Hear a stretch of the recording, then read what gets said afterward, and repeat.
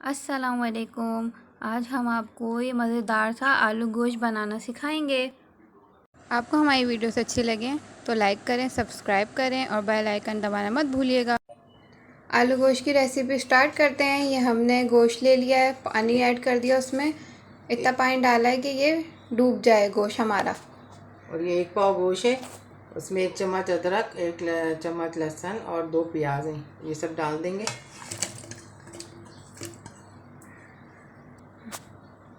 और ये 1 टमाटर,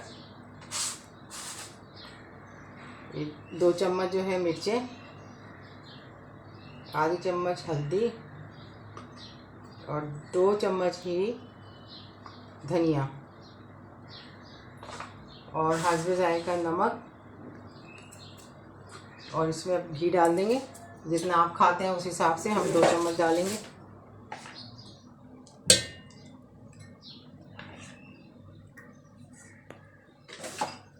अब इसको हम डायरेक्ट पकने देंगे, ये फिर पक जाएगा तो इसको भूनेंगे, फिर इसमें पानी डाल के और आलू डालेंगे। गोश्त गलने तक अभी इसको पकाएंगे। अभी हमारा गोश्त गल गया है, अब हम इसको भून रहे हैं। अभी भुना नहीं है ये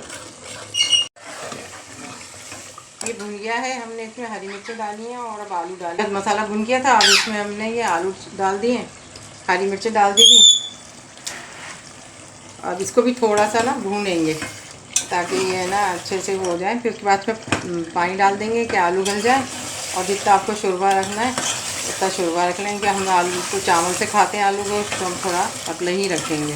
पानी डाल रहे हैं इसमें कि आलू गल जाए, इतना पानी डालेंगे और फिर अपने हिसाब से शोरबा रखेंगे जितना रखना है। ये हमारा सालन जो है ना ये तैयार हो गया। हमें चावल के साथ खाना है तो ये इसलिए इतना हमने शोरबे वाला रखा है। अब इसमें हम हरा धनिया डालेंगे और गरम मसाला डालेंगे और ये डन हो जाएगा। और ये बहुत अच्छे इस तरीके से चढ़ाते हैं ना तो बहुत जल्दी से हो जाता है। आराम से चढ़ाओ और जाके सारे काम कर लो और ये तैयार हो जाता है सालन। आके बस भून लो। इस तरीके से चढ़ाएं और फिर बताएंगे कैसा बना है।